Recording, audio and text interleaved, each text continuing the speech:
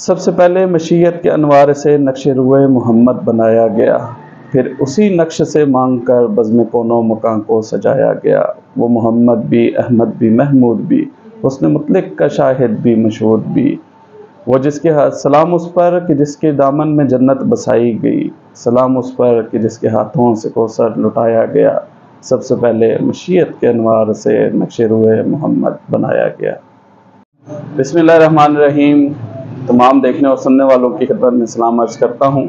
7 ستمبر 1974 پاکستان کی تاریخ کا ایک اہم دن ہے، جس دن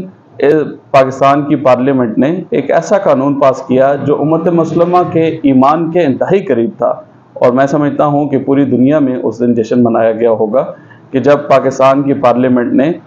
ختم نبوت کے منکرین قادیانیوں کو باقاعدہ پاکستان کے آئین میں ترمیم کر کے ان کو کافر قرار دیا۔ اور میں سمجھتا ہوں کہ جن علماء کا اس میں کردار شامل تھا وہ یقیناً ہمارے سروں کے تاج ہیں۔ ہم ان کی اس جو ایک انہوں نے طویل جنگ لڑی، اس پہ ہم انہیں خراج تحسین پیش کرتے ہیں، اور ہم ان کے لیے ہمیشہ دعا گو ہیں۔ پوری امت مسلمہ ان کے لیے دعا گو ہے کہ جن کی محنت کا ثمر تھا کہ ہمارا جو ایمان کا انتہائی اہم حصہ ہے ختم نبوت کا معاملہ، اس میں انہوں نے بڑے ایک طویل جنگ لڑی اور اپنے دلائل سے ثابت کیا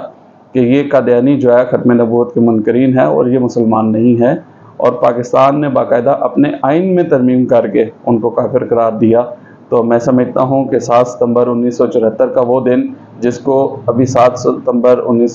2024 کو 50 سال مکمل ہو چکے ہیں، یہ گولڈن جوبلی سال ہے۔ اس کا جو بھرپور طریقے سے منانے کا جو مقصد ہے وہ یہ ہے کہ اس ٹائم پہ یہ فتنہ دوبارہ سر اٹھا کے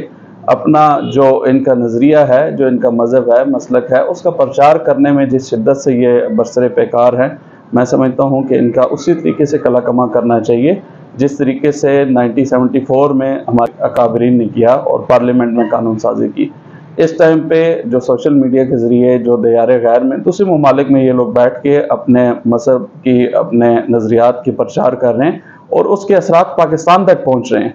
اور میں نے دیکھا ہے کہ جو ہماری نوجوان نسل جو دین سے نسبتاً دور ہے، انہیں اس چیز کا احساس نہیں ہے، اور بارہا میں نے کئی لوگوں سے یہ سنا ہے کہ قادیانی بھی تو اسی طریقے سے مسلمان ہیں جیسے ہم مسلمان ہیں۔ حقیقت ایسے نہیں ہے، یہ آپ کی کم علمی یا لا علمی کا نتیجہ ہے کہ آپ شاید قادیانیوں کو مسلمان سمجھ بیٹھے ہیں اور آپ جو ہے وہ ان کے نظریات کو اپنے جیسے سمجھتے ہیں۔ یہ حقیقت نہیں ہے۔ حقیقت جو ہے وہ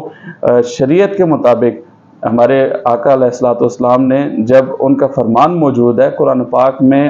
آیات موجود ہے،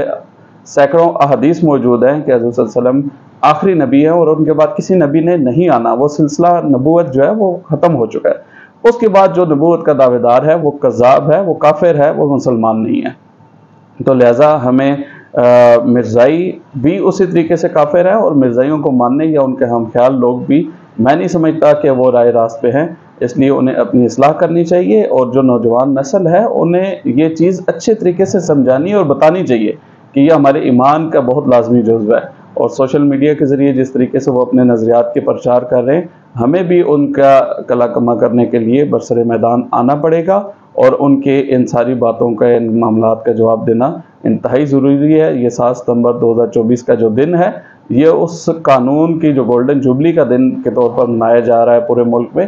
اس دن کو ہمیں یہ عہد کرنا ہوگا کہ ہم نے بھی اسی طریقے سے جیسے ہمارے اکابرین نے جو تحریک شروع کی تھی، اس تحریک کو دوبارہ سے زندہ کرنا ہوگا۔ یہ ہمارے ایمان کا لازمی جزو ہے، اور ختم نبوت پر ہم مسلمان جو ہے وہ مر مٹنے کو تیار ہیں۔